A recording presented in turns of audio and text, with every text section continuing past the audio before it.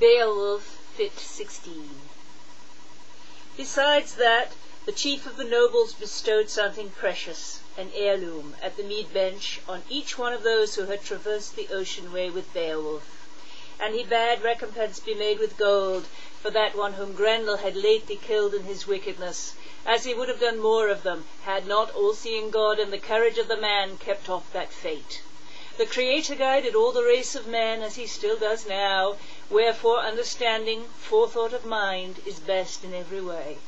Much shall he experience of good and evil, who here in these troublous times long makes the earth his dwelling place.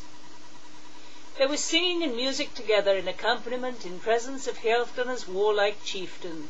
The harp was played, and many a lay rehearsed, when Hrothgar's bard was to provide entertainment in hall along the mead bench.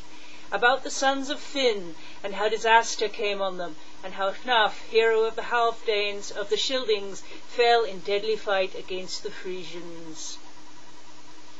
Hildeburh truly had no cause to praise the good faith of the Jutes. Without offence she was deprived of her dear ones at the shield play, her son and brother. Wounded by the spear they fell as was fated, a sad princess was she.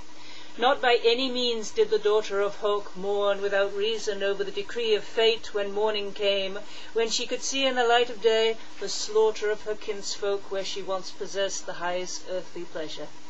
Warfare had taken off all Finn's retainers, save only a few, so that he might not in any way fight to a finish the fight against Hengist, the prince's general, at that meeting place, nor dislodge the sad survivors by fighting.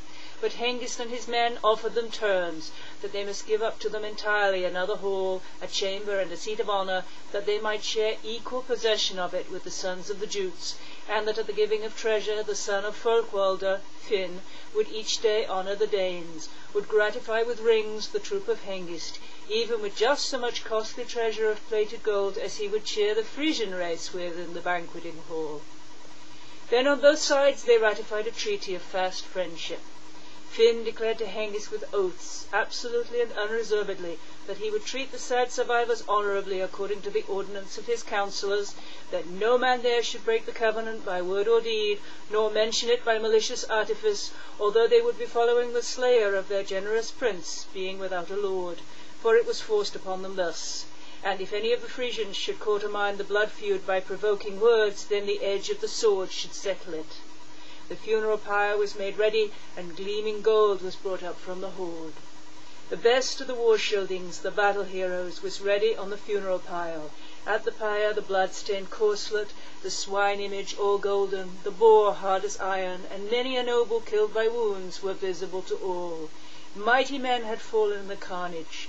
Then Hildeburh ordered her own son to be given over to the flames at Hnaf's funeral pile, his body to be burned and put upon the pyre at his uncle's side. The unhappy woman mourned and lamented in dirges. The war hero ascended the pyre. The greatest of funeral fires, curled upwards to the clouds, roared before the grave mound. Heads were consumed, gashes gaped open. Then the blood sprang forth from the body where the foe had wounded it. The fire, greediest of spirits, had consumed all of those whom war had carried off of either people. Their glory had passed away.